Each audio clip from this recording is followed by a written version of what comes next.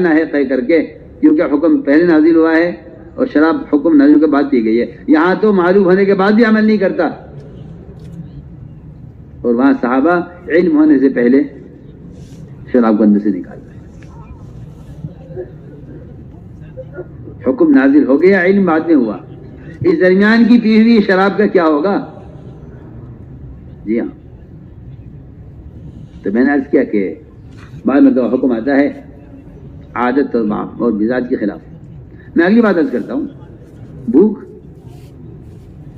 انسان کا ایسا فطری تقاضا ہے، کیا نبی ہو، کیا ولی ہو، کیا صحابی ہو، کوئی کتنا بڑا توکل والا ہو، اسے بھوک لگے گی، بشری تقاضا ہے.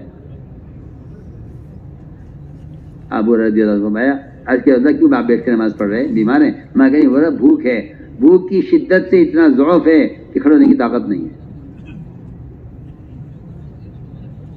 چنانچہ اللہ تعالیٰ نے حکم آزمانے کے لیے کہ دیکھنا یہ بھی تو ہے، یہ تو نہیں کہ ٹھیک ہے بھائی نماز پڑھیں گے، روزہ رکھیں گے، حج کریں گے، زکوٰۃ دیں گے، یہ کام سارے کریں گے ہم.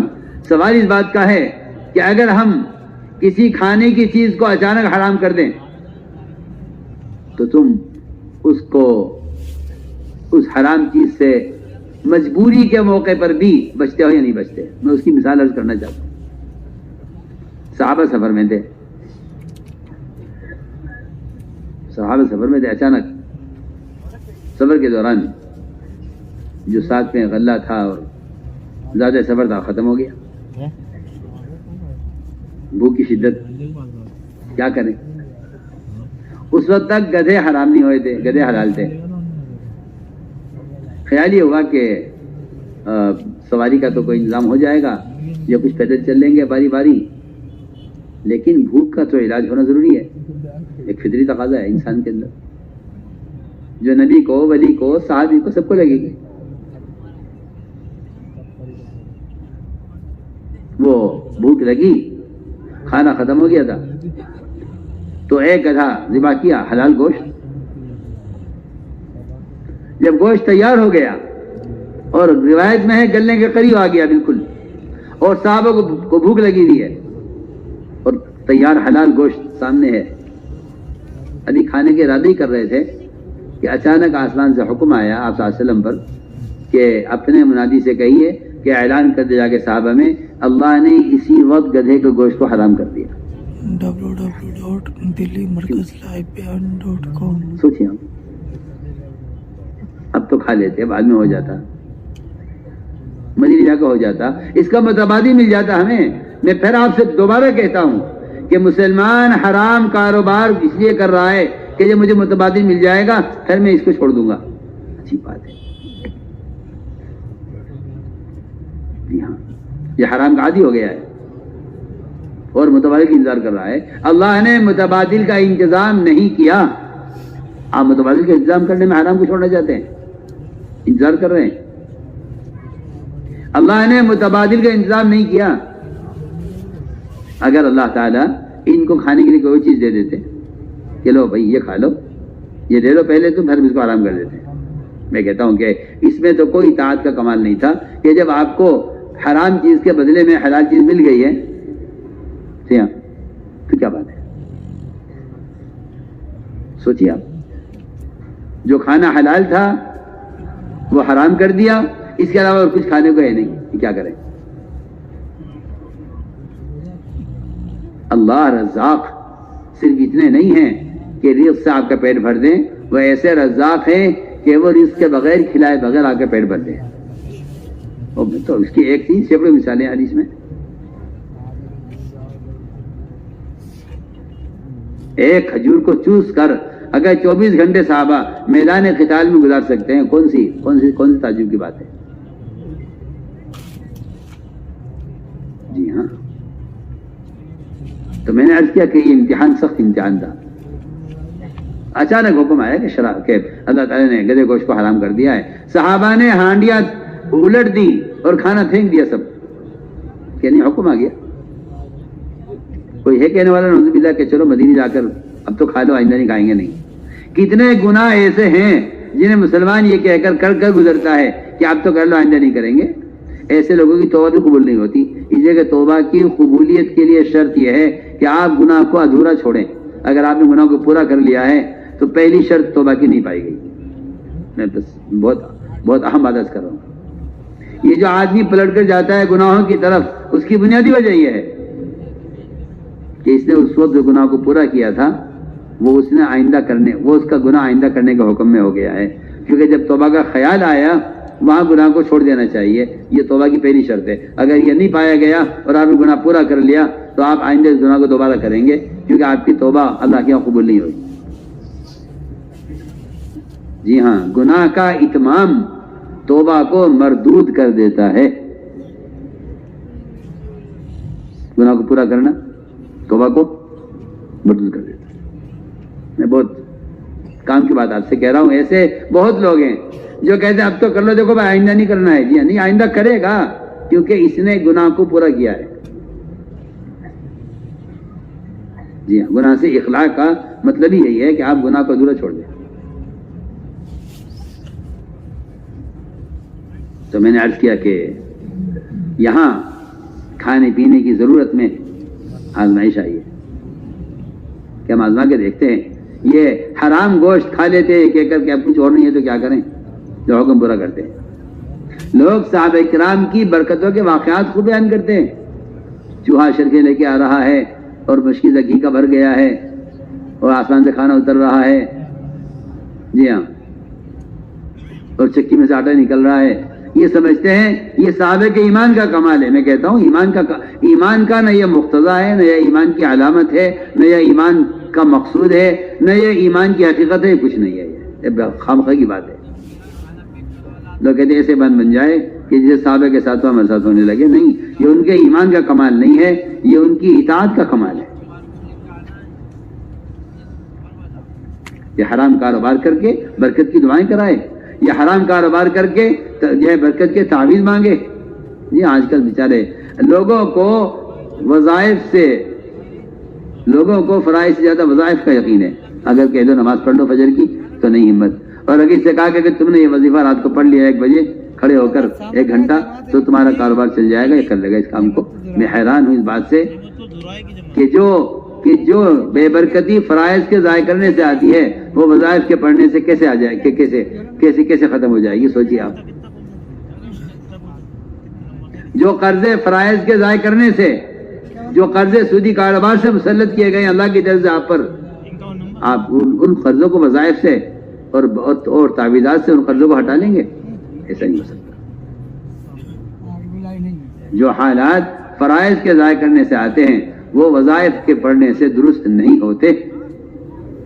جی ہاں، ورنہ ایک آدمی کے لیے صبح کی نماز کا فریضہ ادا کرنا تو مشکل ہے. رات کو اگر کوئی عامل یہ کہہ دے کہ آپ یہ عمل کر لیجئے رات میں تو اسے کر لے گا. سوچیے آپ، جس کا مطلب یہ ہے کہ آپ کا یقین فرائض سے بڑھ کر وظائف پر ہے. میں نے عرض کیا کہ یہ ایک امتحان ہوا کہ اچانک گوشت حرام کر دیا گیا. دیکھا، ہم دیکھنا چاہتے ہیں. آگے چلیے. مسلمانوں کی اجتماعیت اس پر تھی کہ جس چیز کا محمد صلی اللہ علیہ وسلم فیصلہ کر دیں سارے صحابہ اجتماعی طور پر اس فیصلے پر جم جایا کرتے تھے کہ نبی کا فیصلہ ہے، ہمارا فیصلہ ہے. یہ بھی اسی صحابہ کا امتحان ہوا ہے کہ دیکھیں کون نبی کی اطاعت پر ہے اور کس کی رائے اپنی رائے ہے. چنانچہ میں ایک واقعہ عرض کرتا ہوں. 2 آدمی حضور اکرم صلی اللہ علیہ وسلم حاضر ہوئے اور دونوں نے آپ صلی اللہ علیہ وسلم کے سامنے اپنا ایک جھگڑا رکھا کہ جی ہمارے درمیان اختلاف ہے، آپ فیصلہ کیجیے. آپ صلی اللہ علیہ وسلم نے دونوں کی بات سن کر ایک کے حق میں فیصلہ کر دیا. دوسرے نے کہا باہر نکل کر اپنے ساتھی سے کہ بھئی فیصلہ تمہارے حق میں ہو گیا ہے مگر مجھے فیصلہ منظور نہیں ہے، اس پر دوبارہ بات ہونی چاہیے. ہم تو دوبارہ اپیل کریں گے، دوبارہ مشورہ کریں گے. ہمیں تو ہمارے حق میں جو فیصلہ نہیں ہوا ہے لہٰذا ہمیں آپ کا فیصلہ منظور نہیں ہے. گئے وہ صدیق رضی اللہ عنہ کے پاس جا کے ان سے کہا کہ ابو بکر ہمارا آپس کا جھگڑا تھا، آپ صلی اللہ علیہ وسلم نے میرے حق میں فیصلہ کر دیا، میرا ساتھی کہتا ہے کہ مجھے فیصلہ منظور نہیں ہے، ذرا آپ دوبارہ ہماری بات کرا دیجیے. اور اسی طرح سمجھایا کہ نہیں دیکھو مناسب بات نہیں ہے، ہمیں اللہ کے رسول کی اطاعت کرنی چاہیے، جو فیصلہ ہو گیا اس کو مان لیجیے، جائیے. وہاں سے نکلے تو شامت بیچارے کی آنی تھی، وہاں سے نکلے تو کہہ رہے کہ چلو حضرت عمر کے پاس چلتے ہیں، وہ بہت مضبوط آدمی ہیں، ہماری بات قوت سے رکھیں گے. وہاں پہنچے حضرت عمر کے پاس، جا کے ان سے کہا کہ عمر ہمارا آپس میں ایک مسئلہ تھا، اللہ کے رسول صلی اللہ علیہ وسلم نے میرے حق میں فیصلہ کر دیا ہے، میرا یہ ساتھی جو ہے یہ مانتا نہیں ہے، میرے پیچھے لگا ہوا ہے کہ اس کو دوبارہ پیش کرنے چاہیے، اس مسئلے کو، مقدمے کو، اور فیصلہ بدلنا چاہیے. حضرت نے پوچھا اس آدمی سے کیوں بھائی بتاؤ بات یہی ہے؟ اس نے کہا جی بات یہی ہے کہ مجھے نبی کا فیصلہ مجھے منظور نہیں ہے. بیٹھو بیٹھو میں بھی آتا ہوں. اندر گئے اپنے گھر میں، تلوار نکال کر لائے ستی ہوئی، اس آدمی کو قتل کر دیا. اس آدمی کو قتل کر دیا عمر نے صاف. پوچھا نہیں اسے کچھ، بس معلوم ہو گیا کہ اس نے نبی کے فیصلے کا انکار کیا ہے، تلوار لائے اسے لا کے قتل کر دیا. اور یہ کہ صاف کہہ دیا انہوں نے کہ جس سے نبی کا فیصلہ منظور نہیں، ہمیں اس کی حیات منظور نہیں ہے. جاؤ تو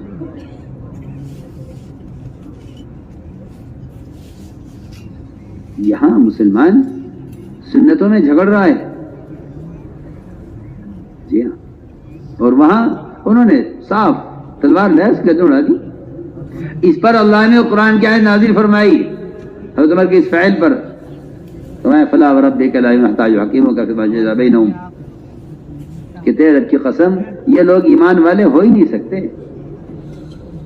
جب تک نبی کے فیصلے کے بعد اپنے دل کی رائے کو یہ ختم نہ کر دیں. یہ نہیں ہو سکتا. اگر نبی کے فیصلے کے بعد ان کے دل میں ان کی رائے باقی ہے تو صاف فرمایا کہ یہ مومن نہیں ہو سکتے، تیرے رب کی قسم مومن نہیں ہے. یہاں مسلمان خبر نہیں، یہودوں کی، نصارہ کی، مسلم غیر مسلموں کی، کفار کی، سارے باطل قوموں کے طریقوں پر ان کی رائے پر چل رہا ہے. جی ہاں، اور اس کو ایک دھوکہ ہے، اور اس کو ایک ذہنی خیال ہے اس کا کہ محمد صلی اللہ علیہ وسلم کا امتی ہوں، اور یہ چل رہا ہے ہر ایک کے اشارے پر. آپ دیکھیے، پڑھیے روایت. تو میں نے عرض کیا کہ یہ امتحان تھا سخت، کہ ہم دیکھنا چاہتے ہیں کہ آپ نبی کی بات کون مانتا ہے کون نہیں مانتا. بلکہ جب قریش نے حضور اکرم صلی اللہ علیہ وسلم کی ساتھ عہد شکنی کی، اور جب معاہدہ ہوا تھا آپ کے قریش کے درمیان، قریش نے اس کو توڑ دیا. اب قریش نے عہد توڑ کر فکر ہوا کہ اب تو ہم پر حملہ ہو سکتا ہے، اور ہم نے عہد توڑا ہے. تو قریش نے حضرت ابو سفیان حضور ایمانی لائے تھے، ان کو قریش نے اپنا متکلم بنا کر بھیجا. میں آپ سے کہنا چاہتا ہوں کہ مسلمانوں کی اجتماعیت کیسی تھی کہ کہیں سے دشمن کو داخل ہونے کا کوئی راستہ نہیں ملتا تھا. وحدت کلمہ سچ کی ایک بات وہ ایسی اصل تھی کہ کسی کو موقع نہیں ملتا تھا. چنانچہ ابو سفیان آئے مجھے اور آ کر ملاقات کی ابو بکر صدیق رضی اللہ عنہ سے، اور کہا کہ ابو بکر آپ ذرا بات کر لیں آپ محمد صلی اللہ علیہ وسلم سے، اور کہیں کہ وہ سورہ کی مدت میں توسیع کر دیں. ابو بکر میں کہ نہیں، تم نے سورہ توڑی ہے، اب تم اس کو بھگتو، ہم اس بارے میں کوئی بات نہیں کریں گے، اور نبی کا جو فیصلہ ہمارا فیصلہ ہے. سنیے آپ، نبی کا فیصلہ ہمارا فیصلہ ہے. وہاں سے نکلے حضرت عمر کے پاس گئے. حضرت عمر سے کہا عمر فیصلہ ہے اور آپ ذرا بات کر لیں اور اس فیصلے پر تو بدلوا دیں. حضرت فرمایا کہ نہیں، یہ عہد نامہ یہ بھی ٹوٹ جائے تو تم کو نیا عہد کر رہا اس کو بھی توڑ دے. اس نے حق کو اس کوئی سنوائی نہیں ہے. یہاں ادا کرو جو حکم ہے ہم سب کے لیے حکم ہے. وہاں سے نکلے مایوس ہو کر ابو سفیان، کیونکہ آپ فرمائے تھے کہ دیکھو ابو سفیان آ رہا ہے، اس کو مایوس کر کے اور اس کو راضی کر کے بھیجنا ہے. مایوس بھی کرنا ہے، راضی بھی کرنا ہے. راضی تو اس طرح کرنا ہے کہ ہر ایک کا اکرام کرو، اور مایوس اس طرح کرنا ہے کہ اس کا مطالبہ پورا نہیں ہونا ہے. وہاں سے نکلے حضرت کے پاس سے مایوس ہو کر حضرت فاطمہ کے پاس گئے. ان سے کہا کہ تو ابا جان سے ہمارا کام کروا دو تو ہم تمہیں قریش کی عورتوں کا سردار بنا دیں گے. دیکھیے میں اسی پر آپ سے کہنا چاہتا ہوں کہ جب مسلمان کو دنیا کے چھوٹے چھوٹے عہدے اور ذرا چھوٹی سی کہیں کی سرداری مل جائے تو یہ سب سے پہلے دین کو رخصت کرتا ہے اور سب سے پہلے فیصلہ کرتا ہے کہ میں کیونکہ ان کا یہ عہدہ مل رہا ہے تو اس عہدے میں یہ سب سے پہلے اپنے عقیدے کے خلاف، اپنے طریقے کے خلاف، اپنے محمد صلی اللہ علیہ وسلم کی سنتوں کے خلاف یہ ساری مخالفت شروع ہو جاتی ہے اگر اس کو دنیا میں کوئی چھوٹا سا عہدہ مل جائے. حضرت فاطمہ سے کہا گیا کہ اگر آپ ہماری بات کرا دیں تو ہم آپ کو مکی قریش کی عورتوں کا سردار بنا لیں گے. تو بات دیکھا کہ نہیں، جو فیصلہ نبی کا ہے وہ فیصلہ ہمارا ہے. وہاں سے نکلے، خیال ہے ارے میں عمر کی، ابو بکر کی اور حضرت فاطمہ رضی اللہ عنہا اجمعین ان سب کی خوشامد کر رہا ہوں، مجھے جانا چاہیے اپنی بیٹی کے پاس. اگر بیوی بات کرے گی میاں سے اور محبوب بات کریں گی آپ صلی اللہ علیہ وسلم سے تو مسئلہ حل ہو جائے گا. ان کی بیٹی ام حبیبہ وہاں پہنچے، بیٹی کے گھر جا کے بیٹی سے کہا، جب داخل ہے گھر میں بیٹھنے کے چارپائی پر تو ام حبیبہ نے کہا بیٹھ جا. ارے کہاں بیٹھ رہا ہے، خبیث، گندا، ناپاک، نجس، کھڑا رہے. ابھی یہ اللہ کے نبی کا بستر ہے، تو ناپاک ہے. اس پر وحی آتی ہے یہ پاک بستر ہے. حالانکہ باپ آیا تھا لیکن ام حبیبہ نے اپنے باپ کو آپ صلی اللہ علیہ وسلم کے بستر پر نہیں بیٹھنے دیا کہ یہ وحی کے اترنے کی جگہ ہے اور محمد صلی اللہ علیہ وسلم کا کہ پاک جسم کا پاک بستر ہے، تو اس پر نہیں بیٹھ سکتا. کھڑا رہے، پہلے بستر ہٹا دوں پھر بیٹھنا. باپ بھی حیران تھا کہ یہ بیٹی کیسی بدل گئی. بستر اٹھا کے رکھا. ام حبیبہ نے کہا بیٹھو، کیا بات ہے، کیسا آنا ہوا؟ یہ دیکھو تمہارے باپ کا مسئلہ ہے، تمہاری قوم کا مسئلہ ہے اور ہم بڑے خطرے میں آ گئے ہیں. تم بات کر لو اللہ کے نبی سے کہ وہ صلح کی مدت کو بڑھا دیں. انہوں نے جواب دیا کہ نہیں، یہاں تو تم کسی بچے سے پوچھ لو، کسی عورت سے پوچھ لو، جو فیصلہ کر رسول کا فیصلہ ہمارا ہے، جاؤ واپس یہاں سے. میں تو آپ کو مثالیں دے رہا ہوں شروع سے، ملائکہ سے لے کر میں نے یہاں تک آپ کو مثال پیش کی ہے. تو میرے دوستو بنیادی بات یہ ہے، اصل چیز ہے حال کے امر کا پورا ہونا. حال کا امر کیا ہے؟ حال کے امر کا پورا ہونا اطاعت ہے، حال کے امر کا ضائع ہونا نافرمانی ہے. حال کے امر کا پورا ہونا اطاعت ہے، حال کے امر کا ضائع ہونا یہ نافرمانی ہے. اس لیے میں نے عرض کیا کہ حضور اکرم صلی اللہ علیہ وسلم نے ایک امت تیار کی تھی اور وہ امت اطاعت کی بنا پر تیار ہوئی تھی. آپ صلی اللہ علیہ وسلم صحابہ کے ساتھ سفر میں تھے. قوم سمود کی بستی سے گزر ہوا آپ کا. آپ نے فرمایا کہ دیکھو اس قوم پر عذاب آیا ہے، اس قوم پر عذاب آیا ہے، تم ان کے کنویں سے پانی مت لینا. سنیے، اس قوم پر کیا آیا ہے؟ ان کے کنویں سے پانی مت لینا. سوچیے آپ، اس قوم پر عذاب آیا ہے، ان کے کنویں سے پانی مت لینا. گزر رہے تھے وہاں سے، فرمایا کہ یہاں سے سیڑھی کے ساتھ گزر جاؤ سر چھپا کر، اور روتے ہوئے گزرو یہاں سے روتے ہوئے گزرو اور سر چھپا کر گزر جاؤ یہاں سے تیزی کے ساتھ. میرے دوستو عزیزو، جب مسلمان کے دل سے اللہ کے عذاب کا خوف ختم ہو جاتا ہے تو عذاب کے آنے کی جگہیں مسلمانوں کی تفریح گاہ بن جاتی ہیں.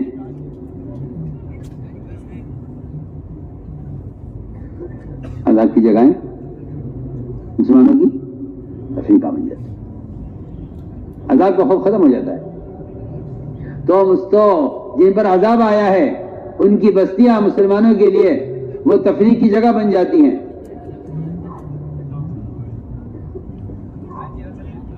کسی نے مولانا صاحب سے کہا کہ میری بات کو دھیان سے سننا کہ حضرت لال قلعہ دیکھا آپ نے؟ دلی کا لال قلعہ دیکھا آپ نے کہ نہیں؟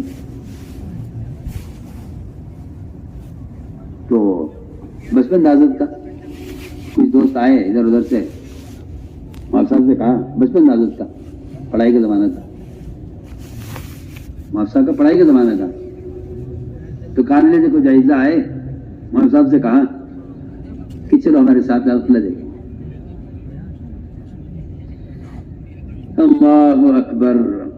حضرت نے فرمایا اس بچپن میں کہ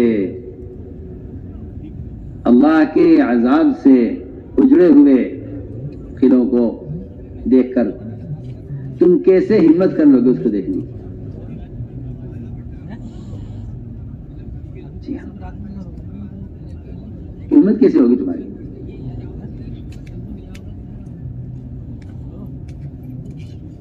کہ مسلمانوں کی ہزیمت، جی ہاں، اور ان کی شان و شوکت کا اجڑا ہوا ماحول دیکھنے کی تمہاری ہمت کیسے ہوگی؟ کہ میری ہمت تو نہیں ہے، میری ہمت تو نہیں ہے کہ ہم جا کے اس سے دیکھیں، میری ہمت تو نہیں ہے.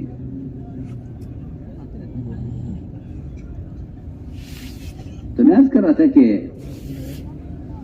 لوگوں نے ایسی جگہوں کو تفریح گاہ بنا لیا ہے اور وہ وہاں ہنستے ہیں، بولتے ہیں، کھاتے ہیں، پیتے ہیں اور دیکھتے ہیں کہ دیکھو یہ ہے قوم عاد و سمود کی بستیاں، چلو دیکھ کے آتے ہیں.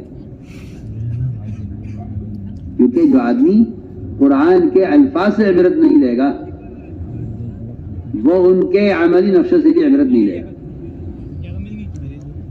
کیونکہ قوم عاد و سمود کی وجودی بستیاں وہ قرآن کی ان آیتوں کی عملی تفسیر ہیں، ان کی عملی تفسیر ہیں. جو قرآن سے عبرت نہیں لے رہا ہے عذاب کی وعیدوں کی، وہ آنے والے عذاب کے آثار سے عبرت کیسے لے لے گا؟ سوچیے میں کیا کہہ رہا ہوں.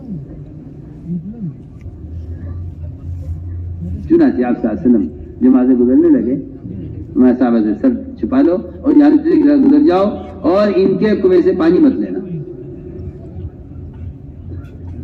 کیا بات ہے، کہیں خوف عذاب آیا ہے، ان کے کنویں کا پانی استعمال نہیں کرنا. صحابہ نے اس کے اللہ ہم نے پانی تو نہیں لیا یہاں سے، لیکن تھوڑا سا پانی لے کے اس کنویں سے آٹا گوندا ہے. فرمایا یہ آٹا اونٹوں کو کھلا دو، تم استعمال نہ کرنا. یہ آٹا اونٹوں کو کھلا دو، تم استعمال نہ کرنا. کیا وجہ ہے؟ کیا وجہ ہے اس کی؟ میں عرض کرتا ہوں.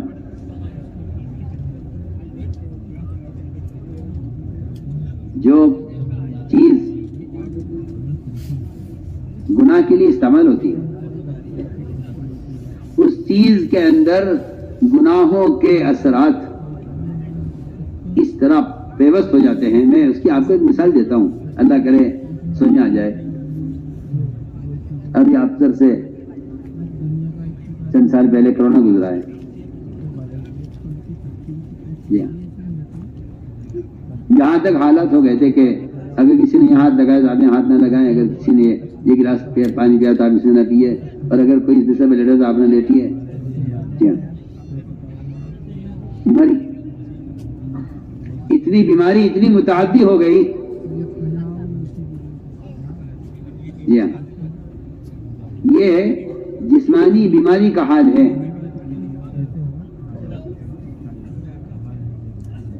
کہ اگر کوئی مر بھی گیا اس بیماری میں تو اس کو بھی ہاتھ لگانے کو بنا کر دیا کہ نہیں بھائی اس کو تم حوالے کر دو اور اس کو کہ قریب نہ آئے. پر جو بھی صورتحال بنی اس وقت، میں تو آپ کو مثال دے رہا ہوں سمجھانے کے لیے کہ اتنا اثر باقی رہ جاتا ہے اس کا، اس کی بیماری کا. اور آپ صلی اللہ علیہ وسلم اپنے صحابہ سے فرما رہے کہ دیکھو ان کے کنویں سے پانی مت لینا، ان کے کنووں پر ابھی تک ان کے گناہوں کا، ان کے پر آنے والے عذاب کے اثرات ابھی تک ہیں. ہزاروں سال قوم سمود سے لے کر آپ صلی اللہ علیہ وسلم تک. میں اس پر مثال عرض کر رہا تھا کہ محمد صلی اللہ علیہ نے ایک میواتی کو ذرا اچھا قیمتی کپڑا پہنے ہوئے دیکھا. موٹا کپڑا تھا، قیمتی کپڑا تھا. حضرت خیر یہ ہوا کہ یہ اس کی حیثیت تو اس کپڑے کی نہیں ہے خریدنے کی، یہ کپڑا کہاں سے آیا؟ ہم نے پوچھا ان سے، میواتی کا حضرت کا ساتھ حضرت کے پاس رہتا تھا، خادم حضرت کا، پوچھا کہ کہاں سے آیا کرتا، کہاں سے خریدا؟ کہ جی یہ تو میں نے خریدا ہے بازار سے. ہے کہ یہ اتنا مہنگا کپڑا تجھے کیسے مل گیا، کہاں سے خریدا تم نے؟ کہنے لگا کہ جی یہ تو بڑا قیمتی کپڑا ہے، یہ تو ہم نہیں خرید سکتا، لیکن وہاں جامع مسجد پر بازار لگتا ہے ہفتے کے روز، اور اس میں نوابوں کے اور مالداروں کے مستعمل کپڑے آ کر بکتے ہیں. وہ نیلامی ہوتی ہے ان کی، وہ بہت سستے ہوتے ہیں. اگر ہم اس کو خرید کر بنائیں تو بہت مہنگا کپڑا ہے، اور ان کی جو مستعمل ہے ان سے ظاہر ہے، اور وہ بہت تھوڑے داموں میں بھیج دیتے ہیں اور بہت سستے ہی مل جاتے ہیں. ہم نے فرمایا اس سے ابھی اس کو اتار دے. لیکن میں اس کو دھو لیا ہے. فرمایا اس کو ابھی اتار دے. اس کپڑے کے اندر جو گناہ کیے گئے ہیں ان سارے گناہوں کو کرنے کی طرف تیری طبیعت چلے گی، اور تیرا دل چاہے گا وہ سارے گناہ کرنے کے لیے جو گناہ اس کپڑے میں ہوئے ہیں.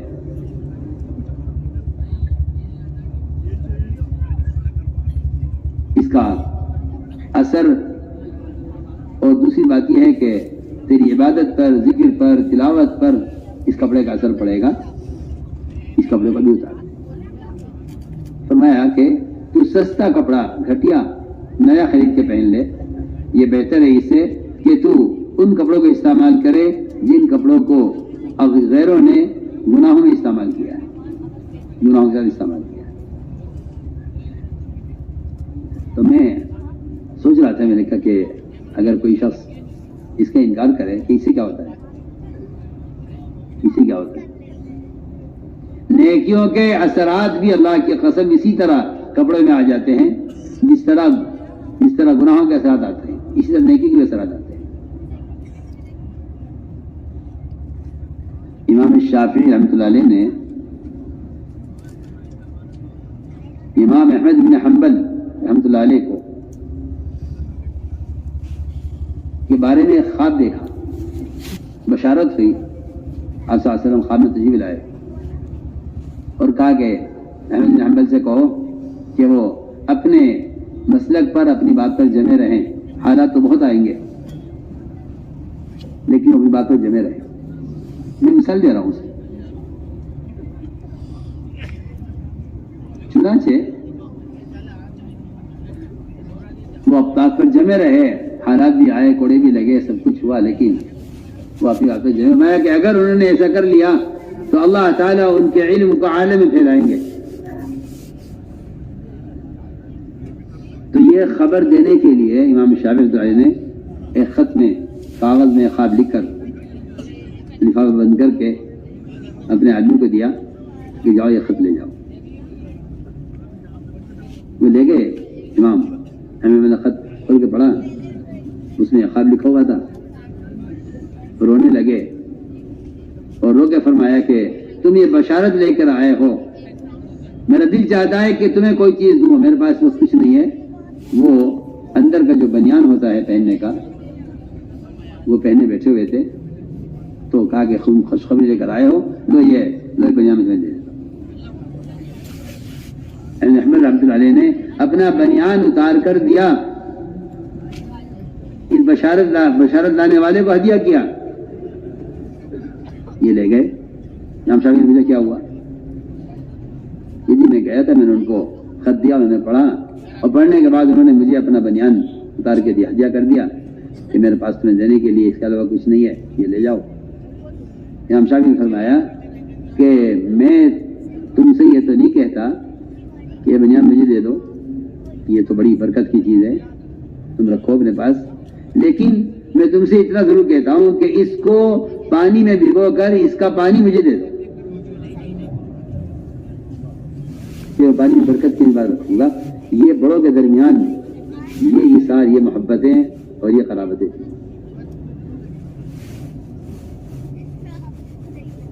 جی ہاں, میں عرض کرتا ہوں کہ کسی چیز کا اگر کسی نے استعمال کیا ہے, تاریخ میں واقعہ لکھا ہے کہ ایک شخص نے کسی طرح کوشش کر کے, جہاں صحابہ اکرام کی تلواریں اور ان کے ہتھیار رکھے ہوئے تھے, کوشش کر کے کسی طرح تعلقات سے کوشش کی کہ ایک مرتبہ میں اسے ہاتھ میں لے کر دیکھنا چاہتا ہوں. میں بہت بنیادی بات آپ سے عرض کر رہا ہوں سب سے, کہ میں ایک مرتبہ وہ ہتھیار, غالب بلال کی تلوار تھی یا کوئی صحابی کی تلوار تھی, وہ کہیں کسی متحف میں یا کسی جو ہے کیا کہتے ہیں اس کو, نمائش گاہ میں کہیں رکھی ہوئی تھی. اس نے تعلقات سے کسی طرح یاد دے لی کہ میں ایک مرتبہ اسے ہاتھ دینے کا. اس نے اسے ہاتھ میں لیا, اور ہاتھ میں لیتے ہی وہ آدمی ایسا بے قابو ہوا کہ اس کو فوراً قابو کیا گیا. اس کے لیتے ہی اس نے اس تلوار کو چلایا, اسے قابو کیا گیا بڑی مشکل سے. تو وہ خود یہ کہتا ہے کہ مجھے نہیں معلوم کہ میں نے کیا کیا, میں بے اختیار ہو گیا, میں سوچ پڑ گیا. میں نے کہا یہ اتنے عرصے کے بعد اب تک اس تلوار کے اندر اتنا اثر ہے کہ ایک شخص اگر اس کو اپنے ہاتھ میں لیتا ہے تو بے قابو ہو جاتا ہے. تو میرا کہنے کا مقصد یہ ہے کہ آپ یہ مت خیال کریے کہ اس سے کیا ہوتا ہے, اس سے کیا ہوتا ہے, اور غلط ماحول سے کیا اثر پڑتا ہے. جو مرغی گندگی کھاتی ہے اس مرغی کے گوشت میں بھی گندگی کا اثر آ جاتا ہے. اس کے لیے حکم یہ ہے کہ اس کو ایک وقت کے لیے آپ گھر میں بند کیجیے, جب تک اس کے اندر سے گندگی کا اثر ختم نہیں ہو جائے گا, یا آپ کو اس کا گوشت آپ کے کھانے کے قابل نہیں ہے. میں ایک مثال دے رہا ہوں. ہم اکثر وقت گناہوں کے ماحول میں گزار کر سمجھتے ہیں کہ کوئی اثر نہیں پڑتا, اس سے کچھ نہیں ہوتا. مجھے ایسا فرماتے تھے, اگر غیروں کے معابد اور غیروں کی عبادت گاہوں کے آگے سے گزرا کرو تو کلمہ پڑھتے ہوئے گزرا کرو, ورنہ ایمان کے سلب ہونے کا خطرہ ہے. مجھے ایسا کا محفوظ ہے, چھپا ہوا ہے. غیروں کے اگر معابد سے گزرنا ہو, کسی بازار میں کسی راستے میں, ہماری ضرورت ہے کلمہ پڑھتے ہوئے گزرنا, ورنہ ایمان کے سلب ہونے کا خطرہ ہے کہ ایمان چھین لے جائے. تو میں نے عرض کیا کہ حضور اکرم صلی اللہ علیہ وسلم نے صحابہ سے فرمایا کہ جو آٹا تم نے گوندھا ہے ان کے پانی سے، یہ آٹا تم مت کھانا، اونٹوں کو کھلا دو، وہ اونٹوں کو کھلا دے گا۔ صحابہ نہیں کھایا، حکم ہے۔ تو میں عرض کر رہا تھا کہ آج کل تو مسلمان کو کھانے پینے میں اللہ معاف فرمائے، قرآن میں اللہ نے فرمایا آخروں کا وعدہ کوئی انعام، کہ ان کا کھانا جانوروں کی طرح ہے۔ جانور کی طرح کا مطلب یہ ہے کہ جس طرح جانور کو کہیں منہ مارنے میں تحقیق کی ضرورت نہیں ہے، مال کس کا ہے کیسا ہے، فرمایا کہ اس طرح اغیار اس طرح کھاتے ہیں، اس طرح جانور کھاتا ہے۔ اس لیے آج کل غذا کی طرف کوئی توجہ نہیں ہے۔ جگہ سمجھتے تھے کہ مسلمان کو چاہیے کہ ایک ایک لقمہ سوچ کر کھائے کہ وہ کیا کھا رہا ہے، کیونکہ لقمہ سمندر ہے، خیالات اس کے موتی ہیں، جیسی غذا ہوگی ویسے خیالات ہوں گے، جیسی غذا ویسے خیالات، جیسی غذا گندی ہوگی ویسے گندے اعمال گندے افعال وجہ سے ظاہر ہوں گے۔ اس کی آنکھ نامحرم کو اس لیے دیکھے گی کہ اس کی آنکھ کی باریک رگوں میں حرام کا خون دوڑ رہا ہے، یہ نہ چاہتے ہوئے بھی نامحرم سے نظر نہیں پھیر سکتا، یہ نہیں چاہتا کہ دیکھے، مگر اس کی آنکھ اسے بے قابو ہے، کیونکہ جب اندر خون حرام کا دوڑتا ہے تو پھر اعضاء حرام کام کرنے کے لیے اسے بے قابو ہو جاتے ہیں۔ سیدھی بات ہے، اس کا علم کہتا ہے حرام ہے، اس کے اعضاء کہتے ہیں کہ نہیں کرنا ہے۔ اس لیے فرمایا کہ لقمہ سمندر ہے، خیال کے موتی ہیں، اور حکم دیا ہے کہ اگر تم اپنے جسم سے نیک اعمال ظاہر کرنا چاہتے ہو تو تمہیں چاہیے کہ اپنی غذا پر نظر رکھو۔ انبیاء کو بھی اسی کا حکم ہے، عام مسلمانوں کو بھی اسی کا حکم ہے۔ یا ایھا الذین آمنوا کلوا من طیبات ما رزقناکم، یا ایھا الناس کلوا من طیبات ما رزقناکم، یا ایھا الرسل کلوا من الطیبات۔ یہ انبیاء کا بھی حکم ہے، عام مسلمانوں کو بھی اس کا حکم ہے کہ اپنی غذا کو دیکھو۔ حضور اکرم صلی اللہ علیہ وسلم یا غزل فارغ ہوئے،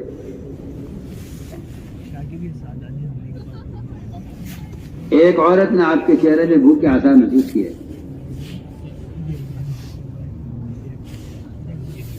اور آج کے اصل میں آپ کے لیے کھانے کا انتظام کرتی ہوں۔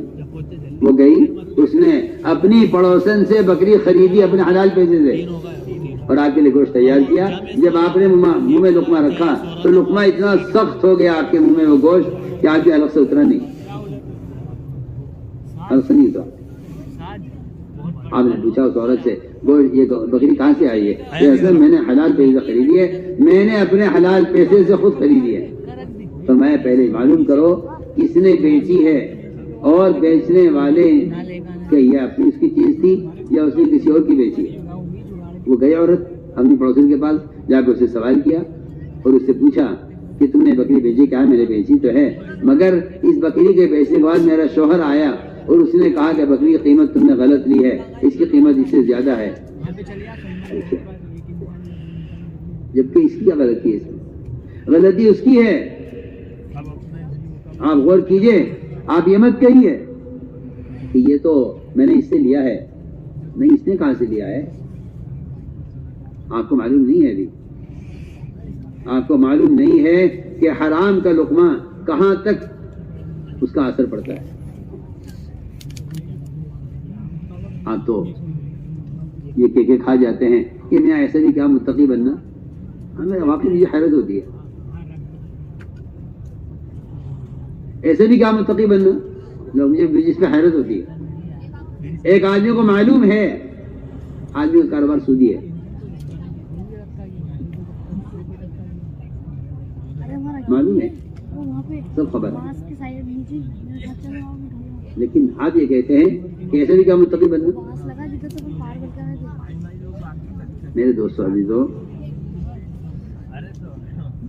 ابوبکر صدیق رضی اللہ عنہ فرمایا کرتے تھے کہ اپنے غلاموں کی آمدنی کی تحقیق کیا کرو کہ کہاں سے کما کے لائے، اور ان کا اپنا غلام کہانت کی آمدنی رہ گئی تھی، کہانت کیا کرتے تھے، اس کی جو ہے کہانت کرنے کی مزدوری ملتی تھی۔ کہانت کا مطلب یہ ہے کہ نجومیوں سے خبریں سن کر آ کے بتانا. یہ کہانت کہلاتی ہے. وہ یہ کام کیا کرتا تھا، پھر ایمان لے آیا، اس کام سے توبہ کر لی، یہ گناہ چھوڑ دیا. پھر اس گناہ سے توبہ کرنے کے بعد اس کا گزر ہوا، ان لوگوں کے پاس جن کے لیے کہانت کیا کرتا تھا، ان کے یہاں شادی ہو رہی تھی. انہوں نے کہا لو کھانا کھا لو ہمارے یہاں. وہاں کھانا کھایا اور ابو صدیق یہ کھانا لے کر آیا وہاں سے، شادی کا کھانا. ابو بکر بھوکے تھے، ایک لقمہ لیتے ہی سوال کیا کہ کہاں سے لایا؟ تو میں کہاں سے لائے ہو کھانا؟ اس نے کہا جی میں نے ایک گناہ سے توبہ تو کر لی ہے، مگر آج میرا وہاں سے گزر ہوا تھا تو میں وہاں سے آپ کے لیے کھانا لایا ہوں. فرمایا ابو بکر رضی اللہ تعالیٰ نے کہ میں اس لقمے کو نکالوں گا اندر سے.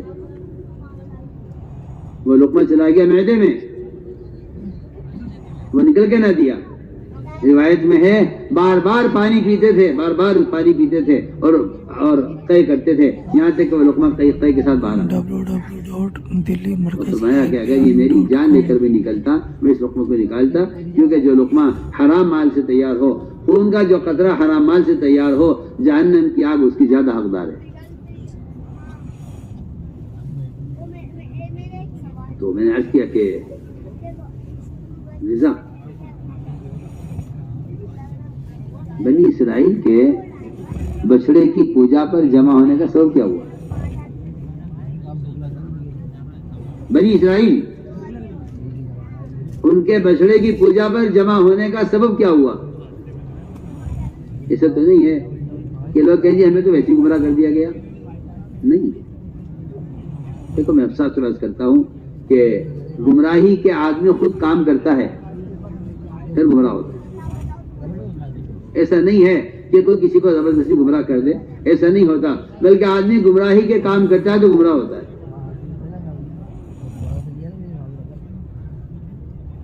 ہوا یہ کہ بنی اسرائیل میں ایک شادی تھی،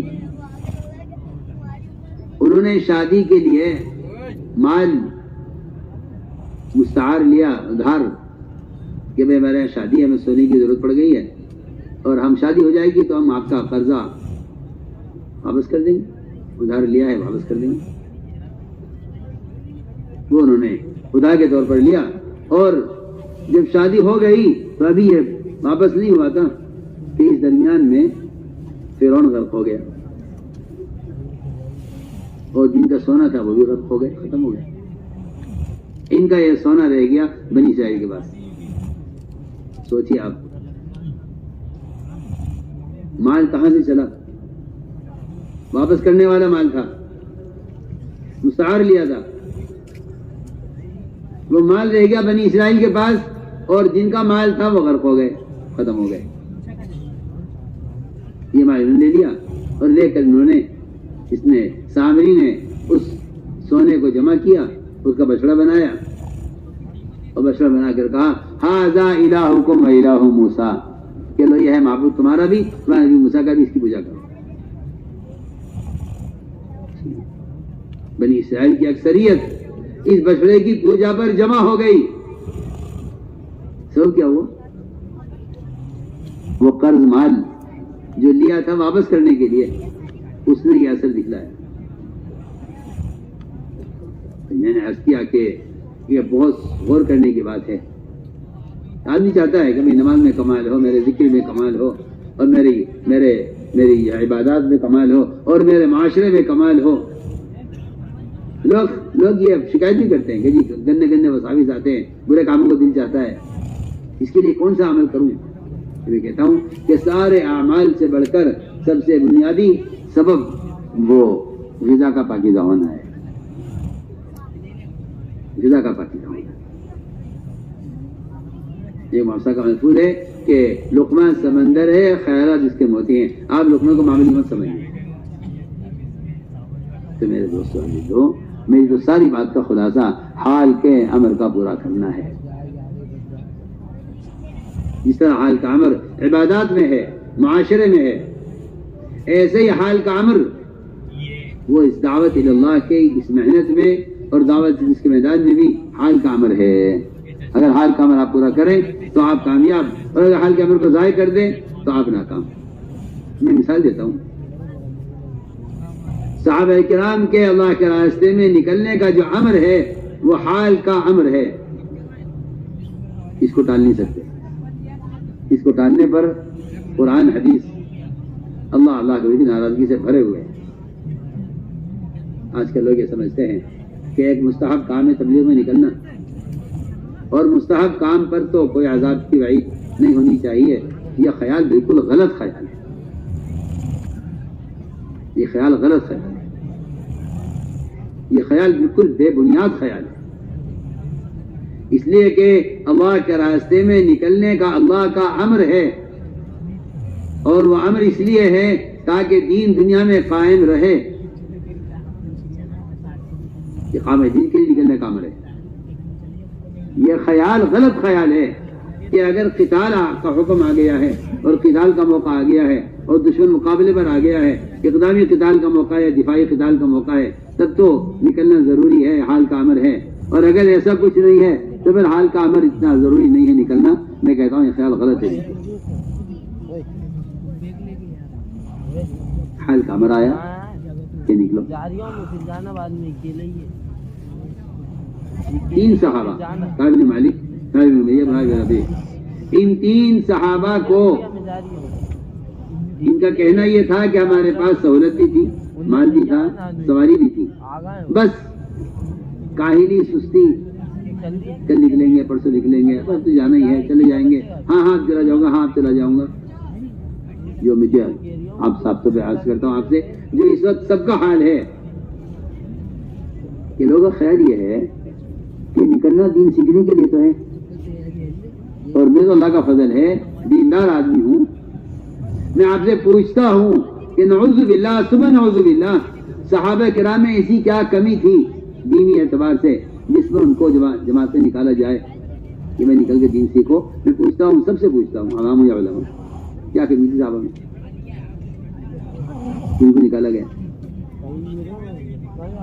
خروج صرف تعلیمی دین کے لیے نہیں ہے، خروج اقامت دین کے لیے ہے کہ دین قائم ہو دنیا میں۔ ان تینوں کا نکلنا ٹلتا رہا۔ یہ میں تو آپ کو کہہ رہا ہوں کہ مجھے صرف حال کا امر سمجھانا ہے سب کو، وہ عبادت کا ہو، وہ آدم کے لیے شیطان کو سجدہ کرنے کا ہو، کچھ بھی حکم ہو۔ ان سارے احکام میں سے جس طرح عبادت کا قائم کرنا اللہ تعالیٰ کی طرف سے امر ہے، اس طرح دعوت اللہ بھی اللہ کا امر ہے۔ کعب بن مالک رضی اللہ تعالیٰ ان کے دونوں ساتھی یہ آج جائیں گے، کل جائیں گے، جائیں گے، کل جائیں گے، اس میں یہ امر ٹل گیا، وقت گزر گیا۔ اللہ کی شان، اللہ ناراض، اللہ کے رسول ناراض، سارا مدینہ ان سے ناراض، پورے مدینے کا بائیکاٹ کیا گیا کہ انہوں نے اللہ کے راستے میں نکلنے میں، جبکہ میں پھر عرض کر دیتا ہوں کہ تبوک میں قتال بھی نہیں ہوا لیکن نکلنے کا حکم تھا۔ ایسی ناراضگی پورے مدینے کی کہ فرماتے ہیں کہ پورا مدینہ میرے لیے اجنبی ہو گیا، جو سب میں اس علاقے کا آدمی ہی نہیں ہوں، نہ کوئی مجھے سلام کرتا تھا، نہ کوئی میرے سلام کا جواب دیا کرتا تھا۔ آخر اتنا ہنگامہ کیوں ہوا؟ مجھے نہیں ملا سیرت میں کہ کسی صحابی سے کوئی ایسا گناہ ہو گیا ہو جس پر حد جاری ہوتی ہے، زنا کا یا شراب کا یا چوری کا، وہ ہے صحابت یہ گناہ ہوئے ہیں، اور اس لیے کیے گئے کہ تاکہ آپ صلی اللہ علیہ وسلم حدود قائم کر کے بتلائیں کہ حدیں کیسے قائم کی جاتی۔ لیکن کہیں ثابت نہیں ہے کہ آپ صلی اللہ علیہ وسلم کسی کبیرہ گناہ کرنے والے صحابی سے ناراض ہو گئے ہوں ہمیشہ کے اتنے لمبے عرصے کے لیے، کہیں ثابت نہیں۔ زنا کرنے والے کو آپ نے رجم کرایا، ایک صحابی دوسرے کہہ دیا کہ دیکھو اسے رجم ہو رہا ہے کتے کی طرح، اگر یہ خاموش رہتا، اپنے زنا کا اعلان نہ کرتا تو اس طرح ذلت سے رجم نہ کیا جاتا۔ فرمایا کہ تم دونوں سے قیامت میں سوال ہوگا تمہاری بات کا، اور اس نے زنا کیا ہے، میں اس کو جنت کی نہروں میں نہاتا ہوا دیکھ رہا ہوں۔ وہ تو زنا کر کے وہاں پہنچ گیا، تم غیبت کر کے جہنم میں جاؤ گے. تو میں عرض کر رہا ہوں کہ ثابت نہیں ہے کہیں کہ کسی صحابی سے کوئی گناہ ہو گیا ہو اور آپ نے ان سے بول چال بند کر دی ہو، کہیں ثابت نہیں ہے، سوائے ان 3 صحابہ کے جن کو اللہ کے راستے میں نکلنے میں جنہوں نے دیر کی اور کوئی عذر نہیں تھا. 50 رات ان کا بائیکاٹ چلا. 50 رات یہ قیامت تک آنے والے مسلمانوں کو بتلانا تھا کہ اللہ کے راستے کا خروج اور نفل کا جو امر ہے وہ اتنی اہمیت رکھتا ہے کہ یہ سارا ہنگامہ اس پر ہوا ہے کہ قیامت تک آنے والے مسلمانوں کو یہ بات معلوم ہو جائے کہ خروج دعوت کا قوام ہے اور اس میں تاخیر ہونا اللہ کی ناراضگی کا سبب ہے. آپ اس کو قتال کے عارض پر اس کو محمول نہ کیجیے، یہ آپ کا خیال غلط ہے. آپ اس کو قتال کے عارض پر محمول مت کیجیے. یہ قرآن سے بھرا ہوا ہے، احادیث بے شمار ہیں کہ جہاں قتال کا کوئی شبہ نہیں ہے وہاں بھی نکلنے میں دیر کرنے پر ہلاکت کی دھمکیاں قرآن کے اندر ہی موجود ہیں، حدیث میں بھی ہیں. سنیے، خروج اور نفر بھی ذات مقصود ہے. دین سیکھنا بھی اس خروج کا ایک ابتدائی مرحلہ ہے. میں آپ سب سے کہتا ہوں، خروج دین سیکھنے کے لیے نکلنا یہ خروج کا ابتدائی مرحلہ ہے، ورنہ خروج اس کے لیے نہیں ہے. میں آپ سب سے کہہ رہا ہوں، اس کام کے استخفاف کی وجہ یہ ہے کہ لوگ سمجھتے ہیں کہ دین سیکھنے کے لیے نکالا جاتا ہے اور جن طرح معلوم ہے. اور میں کچھ اور کہہ رہا ہوں. میں کہہ رہا ہوں کہ خروج اقامت دین کے لیے ہے، امت کی اجازت سے روکنے کے لیے ہے. اگر یہ بات نہ ہوتی ابوبکر صدیق رضی اللہ تعالیٰ عنہ مانعین زکوٰۃ کے لیے مدینے کو خالی نہ کرتے کہ زکوٰۃ میں کمی آ رہی ہے، مدینے کو خالی کر دوں گا. ٹھیک ہے، آپ دین میں کمی آئے بغیر زندہ رہے. خروج کا اصل بنیاد جو خروج کی یہ ہے، میں یہ کہنا چاہتا ہوں، خروج کی بنیاد اصل یہ ہے کہ دین میں نقصان ہو رہا ہے، مسلمان مرتد ہو رہا ہے، اور آپ کہتے ہیں نکلنا کوئی فرض ہے. سوچیے آپ، اگر کوئی امام 1 لاکھ آدمیوں کو نماز پڑھا رہا ہو، ابھی تمہارے جلسے میں اجتماع میں نماز ہو رہی ہے، امام صاحب نماز پڑھا رہے ہوں، امام صاحب کی نظر پڑے نماز کے دوران کہ ایک نابینا آدمی کنویں کی طرف جا رہا ہے، ابھی گر جائے گا. اس امام کے ذمہ فرض ہے کہ نماز توڑ کر اس کا ہاتھ پکڑے بھاگ کر. یہ کہہ سکتا ہے کہ میں کیسے جا سکتا ہوں، میں تو نماز پڑھا رہا ہوں، ان 1 لاکھ آدمی کی نماز سے کیا ہوگا؟ چھوڑو کیا، آپ اس آدمی کی جان بچائیے. اگر آپ نے یہ سوچ کر نہ اس کو ہاتھ نہ پکڑا، اس کو ابھی گرنے والے کا، اور وہ ہلاک ہو گیا، تو آپ اس کے قتل میں شریک ہو گئے. سوچیے آپ کہہ سکتے ہیں کہ میں کیسے کرتا، میں تو وہاں پڑھا رہا تھا. سوچیے، شریعت یہ کہتی ہے کہ اگر آپ سفر میں ہیں، اسٹیشن پر آپ نماز پڑھ رہے ہیں اور آپ کا لوٹا چور اٹھا کر جا رہا ہے، تو آپ کو اجازت ہے نماز چھوڑ کر لوٹا پکڑے اپنا. مجھے اس سے اگلا وضو بھی چیزیں کرنا ہے. ہم کچھ کہہ رہے ہیں اور آپ یہ کہیں کہ اگر آدمی کوئی نہیں گرا تو گر جائے، میں تو نماز پڑھا رہا ہوں. بتائیے کیا خیال ہے آپ کا؟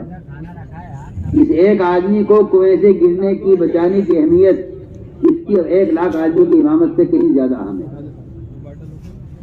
آپ مجھے بتائیے کہ جو مسلمان جہنم گاڑی کی طرف گرنے جا رہے ہیں اور مرتد ہو رہے ہیں، بتائیے ان کو بچانے کا کیا حکم ہوگا؟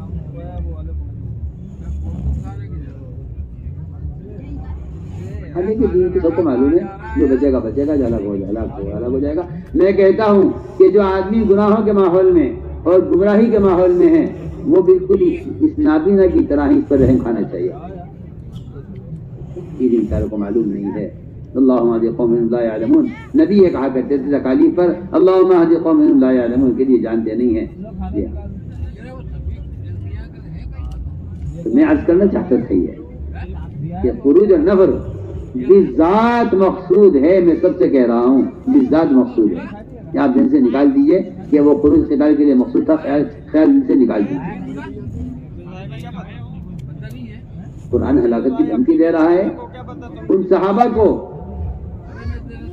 قرآن ہلاکت کی دھمکی دے رہا ہے ان صحابہ کو جو یہ کہہ رہے تھے کہ اب تو کوئی قتال ہونے والا بھی نہیں ہے، اب نکلنا کوئی ضروری بھی نہیں ہے، اب کچھ دن مدینے میں رہ کر اپنے کاروبار دیکھ لیں، کچھ گھریلو تقاضے دیکھ لیں، قرآن نازل ہو رہا ہے ادھر، ادھر مشورہ ہو رہا ہے مدینے میں رہنے کا، سوچیے آپ قتال کا تو کوئی موقع نہیں تھا۔ تو قرآن یہ کہہ رہا ہے وَأَنفِقُوا فِي سَبِيلِ اللَّهِ وَلَا تُلْقُوا بِأَيْدِيكُمْ إِلَى التَّهْلُكَةِ۔ پڑھیے آپ قرآن پڑھیے، پتہ چلے گا۔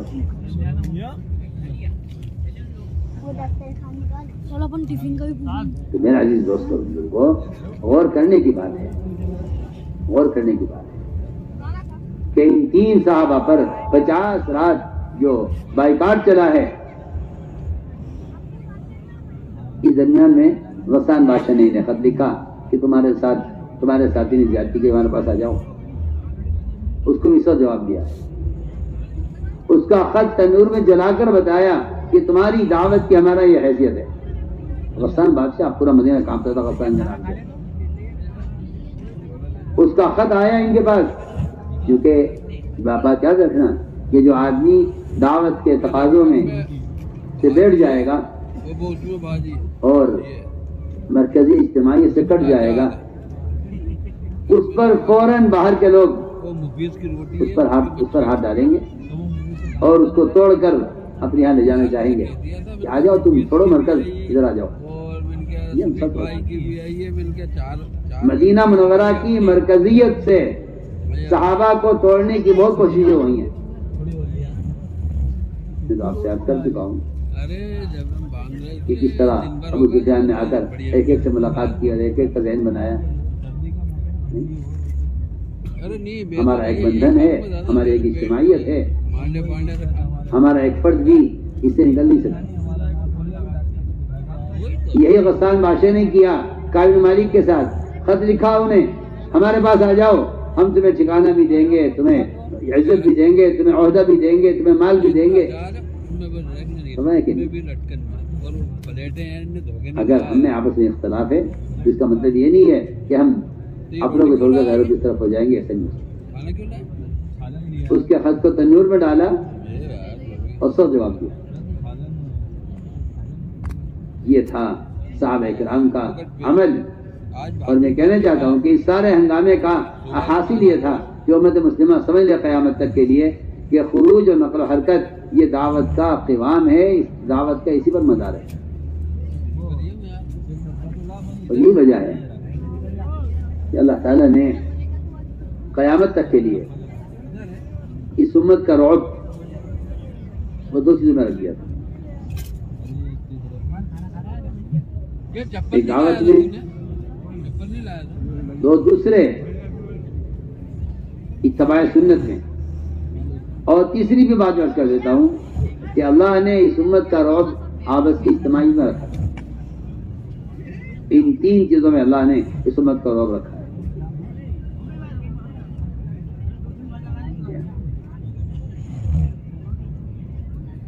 دعوت میں، اتباع سنت میں، آپس کی اجتماعیت۔ اگر یہ 3 فریضے امت میں ہیں، دعوت، اتباع سنت اور آپس کی اجتماعیت، اگر یہ 3 صفتیں امت مسلمہ کے اندر ہیں تو پھر ساری اقوام ان سے محروب ہوں گی، یہ کسی سے محروب نہیں ہوں گے۔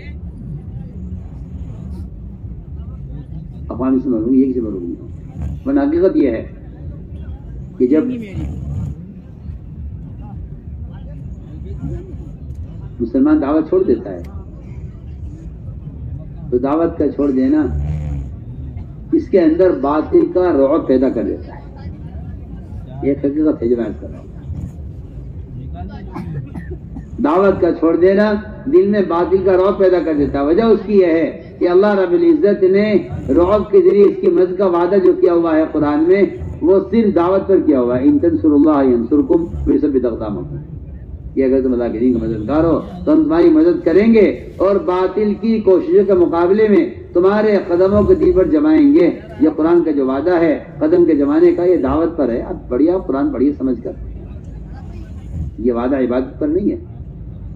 صاحب ہم آپ سے کہہ رہے ہیں آپ کی نماز، روزہ، حج، زکوٰۃ، ذکر، تلاوت، عبادت، تہجد اس پر نہیں ہے، آپ کے قدموں کے جمانے کا جو وعدہ اللہ تعالیٰ کا ہے وہ دعوت کے میدان میں اتر کر دین کی دعوت دینے پر اور دین کو قائم کرنے کی کوشش پر نصرت کا وعدہ ہے. پڑھیے آپ قرآن وہاں جیسا کا مضبوط ہے. اپنی ذات سے پورے دن پر چلنے والا دیندار تو ہو سکتا ہے مگر دین کا مددگار نہیں ہو سکتا. دین کا مددگار